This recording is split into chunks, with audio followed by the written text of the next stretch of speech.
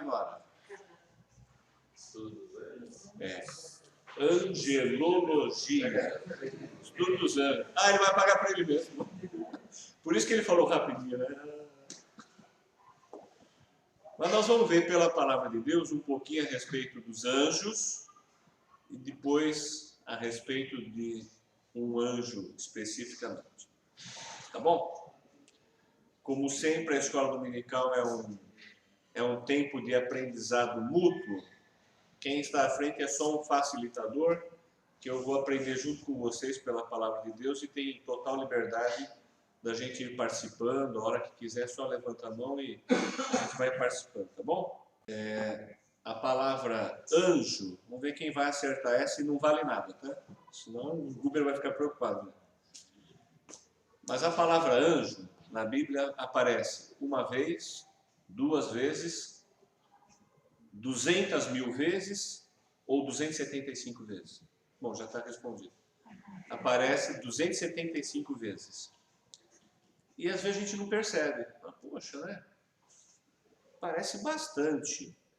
É um número expressivo.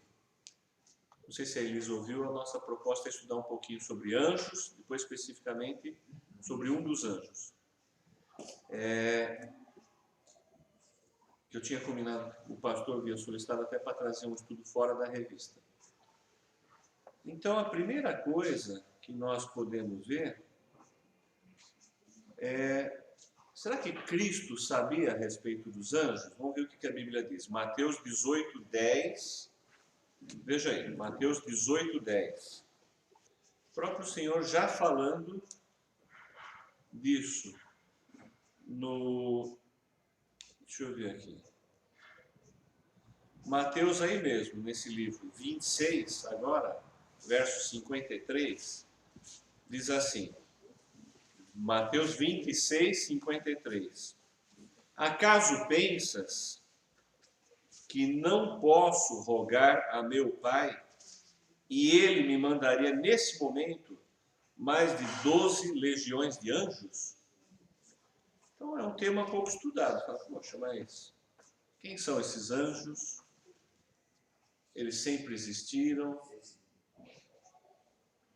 Quem que me explica isso? Como é que surgiram os anjos?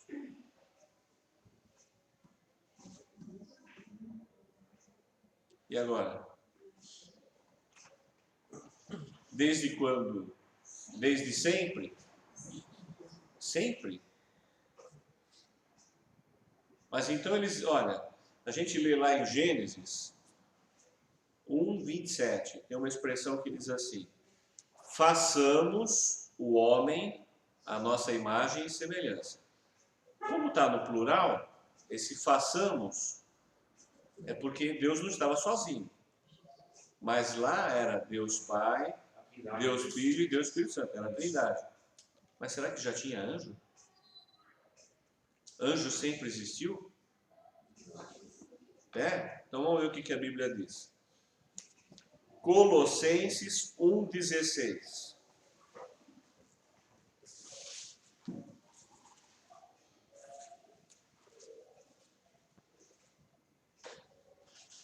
O que está escrito aí?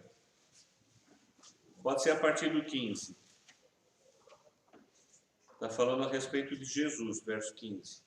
Ele é a imagem do Deus invisível, o primogênito de toda a criação, pois nele foram criadas todas as coisas, nos céus e sobre a terra, as visíveis e as invisíveis, sejam tronos, sejam soberanias, quer principados, quer potestades, tudo foi criado por meio dele para ele. Depois de Cristo. Os anjos, mas olha, depois de Cristo, Cristo tem um momento de quando ele veio à Terra, mas Cristo tem um momento lá na eternidade. Isso, eu falo isso antes da Terra. Então, mas olha que interessante. Mas qual é a sequência? É primeiro Deus, ou é primeiro o Espírito Santo, que diz lá em Gênesis 1, o Espírito de Deus pairava sobre a face da terra? Primeiro é o Espírito, depois foi Deus Pai, depois Deus Filho? Como é que é isso? Não. É conjunto. Os três iguaizinhos. Então, nisso que você está falando, depois de Cristo, é o mesmo que dizer depois de Deus, depois do Espírito Santo, porque os três sempre estiveram juntos.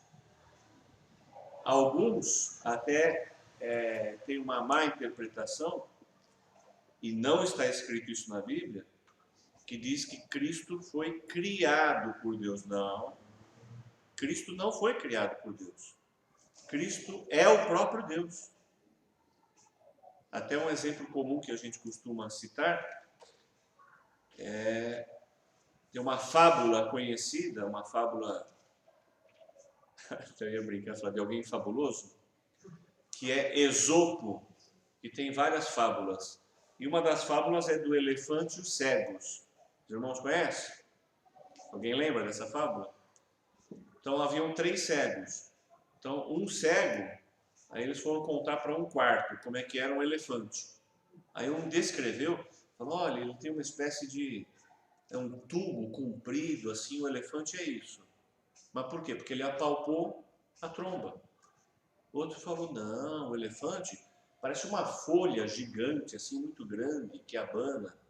O outro mexeu na orelha. E o outro falou, não, parece um tronco de árvore, que eu abracei, assim, era a perna. Mas era o mesmo elefante. Então, cada um viu de um ângulo. Quando a gente fala da Trindade, às vezes há dificuldade de entender, mas como assim sempre existiu? Sempre existiram as 3 pessoas, juntas. Jesus não foi criado. Jesus é o próprio Deus, como o Espírito Santo é o próprio Deus. Então lá atrás, só havia a Trindade. Não haviam anjos.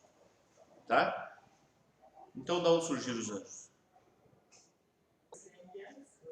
Vamos abrir lá em Jó 38, 6 e 7. Depois, Google já deixa aberto aí, Judas 6. Tá? A Elisa deixa aberto aí, por favor, 1 Pedro 1,12. A Ellen, Lucas 2,13. Isso, por enquanto é isso. Então vamos ver Jó 38, versos 6 e 7. Quem achou aí? Quando as estrelas davam junto, alegremente cantavam, e todos os filhos de Deus rejubilavam. Ficou um negócio meio misterioso, mas esse livro, tanto Jó, depois Ezequiel vai falar disso, é um livro meio, assim, de difícil entendimento, vamos dizer assim. Vamos ler um pouquinho mais, que nós vamos descobrir de forma um pouco mais clara. Judas 6. Ok. Então, olha que coisa interessante. Primeiro aprendizado. Deus tem domínio sobre os anjos? Claro que tem. Então, quem criou os anjos? Deus.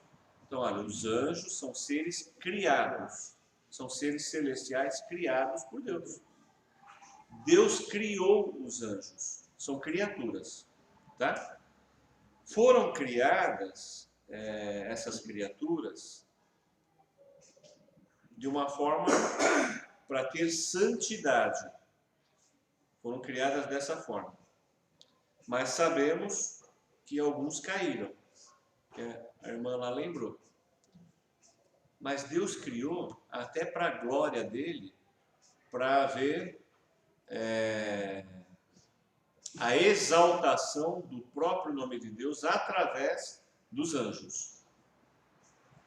Olha, os anjos, eles têm, vamos dizer assim, eles têm intelecto, eles têm pensamento, eles têm decisão. Está em 1 Pedro isso. Quem está com 1 Pedro aí? 1,12. A eles foi revelado que, não para si mesmos, mas para vós outros, ministravam as coisas que agora vos foram anunciadas por aqueles, pelo Espírito Santo enviado do céu, os pregaram o Evangelho, coisas essas que anjos anelam escutar. Aí apareceu uma palavrinha difícil. Anjos anelam. O que é isso? O que é o verbo anelar? Desejar. Então, olha, os anjos desejam ou desejavam pregar o Evangelho. Isso está escrito aí. Mas aí mesmo está escrito, fala, não. Isso é um privilégio dos homens. Uma coisa interessante. Os próprios anjos gostariam de pregar o evangelho. Falam, não. Essa missão foi dada aos homens e não aos anjos. Então, olha, os anjos são criaturas, são seres criados por Deus, são seres espirituais. Se eles desejam, ou desejavam, né, como consta aí, é porque eles têm intelecto, eles têm vontade. Está escrito, eles desejavam pregar a palavra. Lucas 2,13. E subitamente apareceu com um anjo uma multidão da milícia celestial, louvando a Deus e dizendo. Olha aí, já apareceu outra figura, da milícia celestial. Umas palavrinhas difíceis, né? Quando a gente lê a Bíblia, precisa pegar o dicionário, seja na internet ou fisicamente. Milícia, o que é a milícia? Um regimento, tem a ver com batalhão, com soldados, né? Então existe uma milícia de anjos? Existe. Quem sabe? 10 anjos, 22, 150 mil. São os arcanjos e os querubins. Tem arcanjo, tem querubim. Vamos ver um pouquinho mais.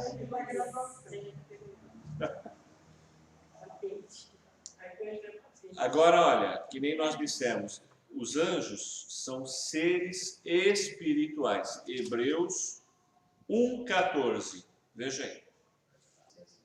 Então, está falando dos anjos aqui.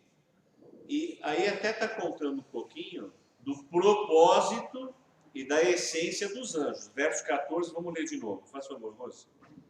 Não são todos eles espíritos ministradores? Opa, pera um pouquinho até aí. Então, já sabemos que são seres espirituais, que são espíritos ministradores. Ok. Enviados para serviço a favor dos que hão de dar essa missão? Ih, caramba, será que é aquela história, quando eu era menor, criança, ainda não tinha sido atingido pelo Evangelho, eu fiz na Igreja Católica o cursinho lá de primeira comunhão. E eu aprendi sobre anjo da guarda. Será que tem anjo da guarda? Olha, por esse texto, não podemos dizer que tem um anjo da guarda, por esse texto. Mas tem anjos que nos guardam. Quem lembra de um versículo em Salmos que diz isso? Os anjos que acampam ao redor. O anjo do Senhor e os livra. Mas será que não podíamos dizer que é um tipo anjo da guarda? Não no sentido de alguém que está nos seguindo todo dia, mas nós somos guardados pelos anjos e eles têm um propósito. Propósito de servir, está escrito aí, aos salvos. Olha que interessante. Então os anjos trabalham a nosso favor. Claro, orientados por Deus, mandados por Deus. O próprio Senhor Jesus usufruiu disso. É interessante. Agora, Marcos 12, 25. Bom, então, olha, já descobrimos também que como nós, quando formos para o céu, não haverá lá casamento, tal qual os anjos, ou seja, eles também não se casam, não se reproduzem. Gênesis 18, 1 e 2. O que está escrito aí? Logo podemos deduzir que os anjos são do sexo masculino. É isso? Na verdade, não há distinção de sexo na vida espiritual. Então, são seres espirituais. A gente fala de forma genérica aqui, os homens, né? Bom, e os anjos morrem? Até estrelas, você vê falar em estrela decadente, estrela caiu e tal. Lucas 20, 36. Não morrem, os anjos não morrem. São seres espirituais. Então, mas no texto diz que eles não podem mais morrer, mas já morreram alguns. Então, eles morreram ou foram decaídos? Porque eles são seres espirituais, eu entendo que eles foram decaídos, eles, a exemplo de nós, hein? Nós vamos ter uma vida eterna, seja com Deus ou sem Deus, que é o outro lado, lá no lago de fogo, não é? Agora, 2 Pedro, vamos ler só mais, acho que uns 2, 3 versículos aqui. Eu quero entrar na outra parte. 2 Pedro 2, verso 11. Porque aí vai dizer que os anjos praticamente não têm poder. Vamos ver se é isso mesmo. Embora grandes. Se leu isso? Embora maiores, Maiores. força e poder. Então, os anjos têm força e têm poder. Mas, lógico, eles estão debaixo do Todo-Poderoso.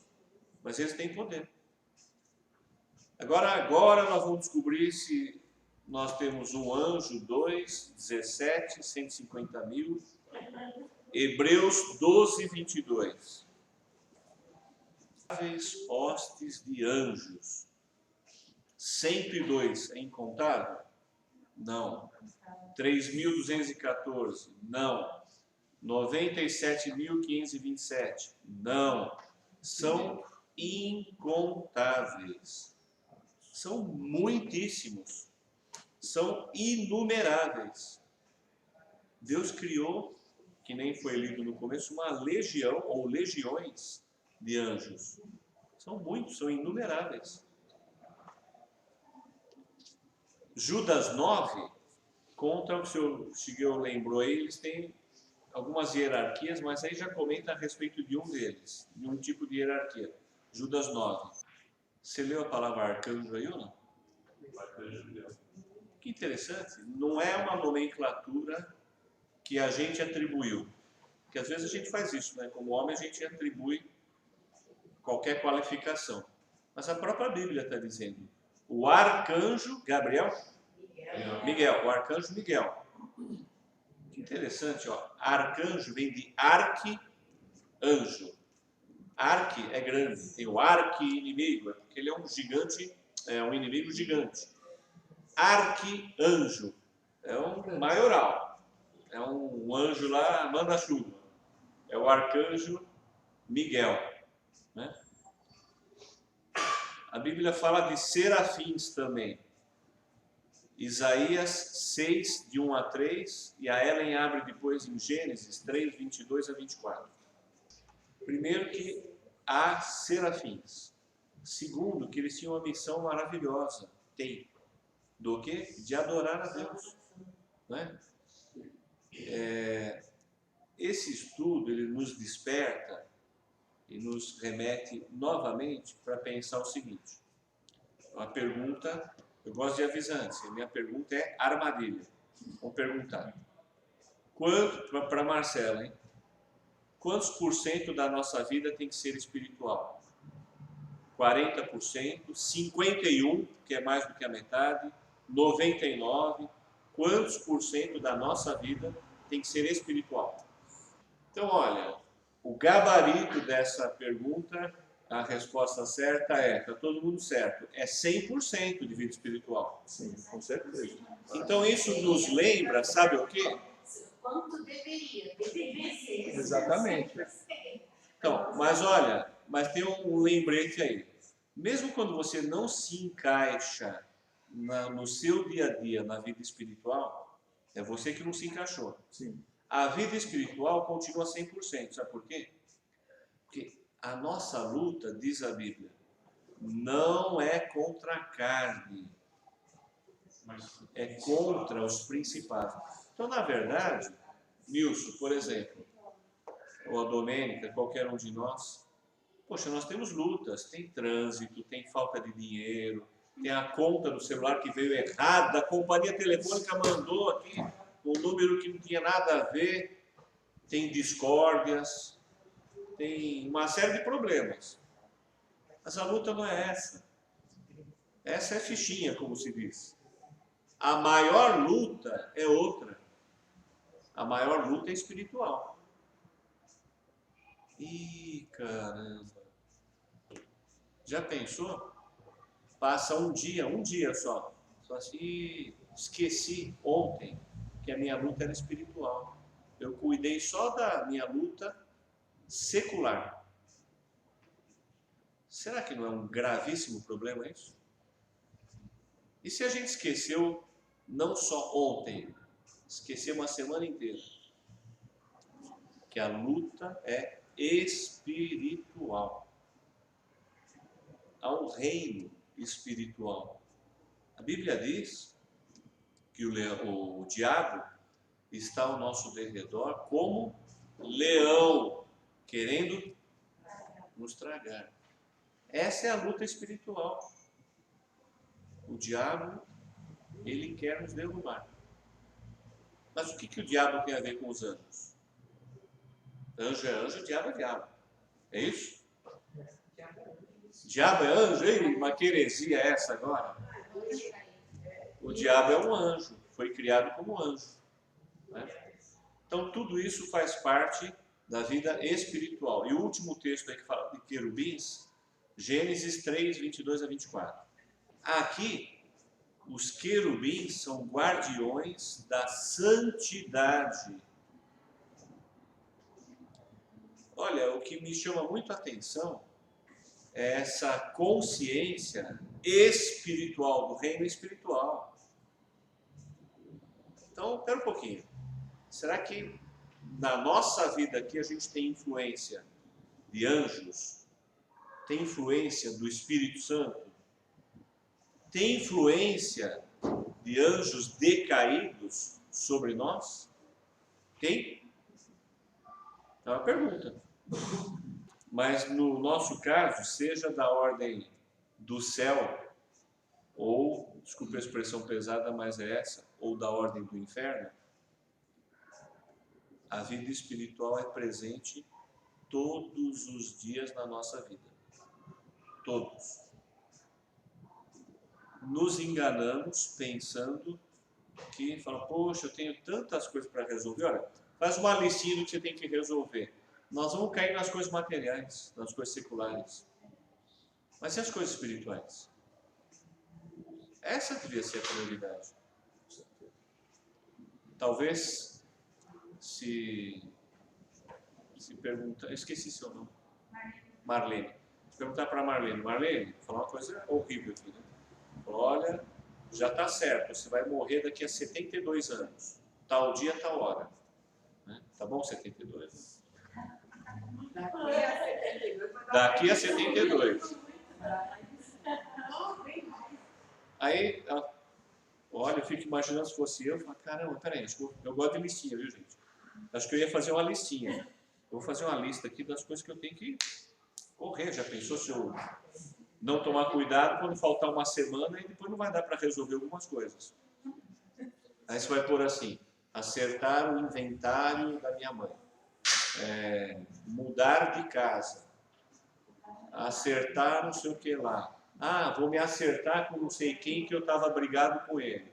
Aí você faz uma lista, mas essa lista pode ser de relações, né, com pessoas ou com coisas, mas e a parte espiritual? Talvez nessa lista pudesse ter pregar o evangelho para minha tia, porque ela nunca ouviu falar do evangelho.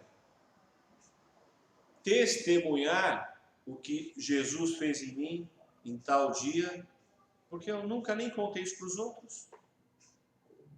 Isso tem a ver com o reino espiritual. E a gente acaba deixando no fim da lista, se é que está na lista. Mas em vez de eu me preocupar para daqui 72 anos, eu podia me preocupar para amanhã, ou quem sabe para hoje mesmo. O que eu vou fazer sabendo conscientemente que eu estou no meio de uma guerra espiritual? Mas eu vou pular um pedacinho só para dar a introdução. Se houver uma outra oportunidade, a gente vai completar na outra ocasião esse estudo sobre os anjos, que ainda tem várias outras coisas a serem faladas. Que os anjos, por exemplo, têm um ministério voltado ao Senhor Jesus. Eles têm um ministério voltado a nós, como nós lemos um versículo aí, e até aos descrentes. Mas vamos falar de um anjo específico que eu queria situar aqui, que foi realmente esse anjo caído chamado Satanás. Olha que interessante, o próprio Jesus está falando a respeito, olha, o inimigo é o diabo. Muita gente acredita que o diabo é uma ficção, que ele é tipo Lanterna Verde, né? Só uma lenda. Não existe o diabo. Foi criado por Deus no meio dos anjos. Então o próprio Senhor está citando o inimigo é o diabo. Lucas 10, 18. Duas afirmações aqui interessantes. Primeiro, Jesus dizendo da existência de Satanás. Se também Satanás, então é uma personalidade. Tem personalidade. Jesus comentando. E não só isso, tem o reino espiritual do mal. Está escrito aqui. Se também Satanás tiver vivido contra si mesmo, como subsistirá o seu reino? Então há um reino espiritual do mal, como há um reino espiritual do bem, vamos chamar assim. Então o próprio Senhor atestando a respeito da existência de Satanás. Veja lá, João 8,44. Abra aí, João Marcos. Faz favor, João 8,44. Aí diz as duas coisas. E a Marcela depois abre 1 João 3,8. Faz favor. Então, olha, ele é homicida, ele é mentiroso. 1 João 3,8. Uma palavrinha difícil, que às vezes a gente ouve, ela é várias vezes utilizada, fala, olha, o diabo, e alguns são assim, são pecadores contumazes. Puxa, que palavra foram arrumar? Pecador contumaz, é com Z no fim. O que é um pecador contumaz? Oi? Ou seja, ele não para, ele é frequente. Pecador contumaz é frequente, direto. Quanto mais ele faz, então olha, ele é homicida, ele é mentiroso, ele é um pecador contumaz. Apocalipse 12, 10 diz, acha aí Marcelo, faz favor, Apocalipse 12, 10, faz favorzinho. Isso a gente pode fazer um paralelo se a gente está com sombras na nossa vida do reino espiritual do bem ou do mal. Homicida você é? Fala, não, o que é isso? Homicida não. Mas e mentiroso? Ah, mas só um pouquinho. Olha, mentiroso, quem mente tem parte com o reino do inferno. Ele é mentiroso e pai da mentira. Pecador contumaz, peca frequentemente e com prazer. Ei, delícia, quer continuar pecando. Você está inclinado para o reino dos céus ou para o reino do inferno? Apocalipse 12, 10. Opa, vimos outra qualidade aí do inimigo. Homicida, mentiroso, pecador contumaz. E agora o que ele é? Acusador. Alguém lembra de uma passagem explícita que a Bíblia mostra o inimigo acusando alguém para Deus? Passagem bem conhecida. Jó. O inimigo queria ficar acusando Jó. Então ele é acusador. Mais uma vez, o que isso tem a ver com a gente? Não, eu quero ter a minha vida espelhada no reino dos céus ou no reino do inferno. Para se espelhar no reino do inferno, você pode ser homicida. Não, esse daí não. Mas você pode ser mentiroso. Esse daí já é um pouquinho, né? Você pode ser um pecador contumaz. Você pode ser um acusador.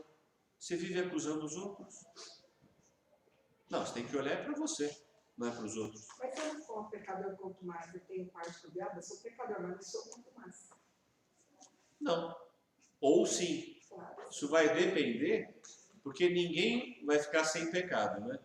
Na Bíblia para isso. Se você é pecador contumaz, com certeza você não faz parte do reino de Deus. Por quê? Porque você tem prazer no pecado, você não para de pecar, ou não chegou o seu tempo ainda que Deus vai te chamar. Esse é um lado. Agora, ao contrário. Ah, mas eu não sou um pecador contumaz. Eu fico triste quando peco, eu peco menos. Mas isso não significa que você é salvo. Pode ser que sim, pode ser que não. Então, aos que são ligados ao reino dos céus, o próprio Espírito coloca esse sentimento de reprovação, de arrependimento, quando a gente erra. Se a gente está insensível, cuidado, hein? Nossa, eu estou pecando de um jeito que, em vez de eu ficar triste, eu fico até alegre. Oba, que bom que eu fiz aquilo. Isso é um mau sinal, é um péssimo sinal. Último versículo para uma consideração final aqui. 1 Pedro 5:8. Então, eu vou lembrar o currículo aqui do inimigo, hein?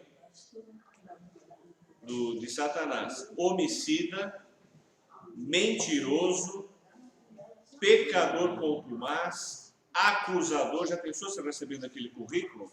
Deixa eu ver, essa pessoa vem trabalhar comigo. Homicida, mentirosa, peca incessantemente, acusadora. Ah, não tem problema, deixa trabalhar aqui comigo. Será que a gente ia deixar? Só o PCC. Aí, 1 Pedro 5:8, o que está escrito? É o texto que nós havíamos comentado, né? Então, se conclui também, por esse texto, que ele é adversário. Então, ainda ia colocar lá no currículo: eu sou o seu inimigo, eu sou o seu adversário. Certamente você não quer nem pôr a mão nesse currículo, vai pôr fogo nele, rapidinho. Sai de longe esse currículo, né? Mas às vezes a gente dá brecha para Satanás se manifestar com essas características na nossa vida. A Bíblia diz, não me lembro, acho que é Tiago, que Satanás ele se apresenta para nós. A figura mais conhecida que se vê simbolicamente de Satanás é aquele ser com chifre, rabo, um tridente na mão e de roupa vermelha, não é isso? E a Bíblia diz que ele vai aparecer para nós de forma bem horrível, não é? Anjo de luz, puxa, ainda tem mais essa. Como ele é o pai da mentira, vocês sabiam que no tempo da guerra contra o Kuwait, o Kuwait era Saddam Hussein, era isso? Isso. Os aviões que voavam para atacar o Kuwait tinha que atacar em zonas preferencialmente escolhidas, zonas militares, estratégicas, etc. para destruir. O Saddam Hussein fez uma coisa impressionante para a época. Ele fez o desenho tridimensional no chão de maquetes de postos militares. O avião olhava, não tinha a tecnologia que tem hoje, falou: nossa, ali é uma base militar, manda bomba. Não era nada, era um deserto. Só que tinha placas enormes simulando uma base militar. Essa é a estratégia de guerra para enganar os outros. O diabo, ele é o pai da mentira, ele é o rei da enganação.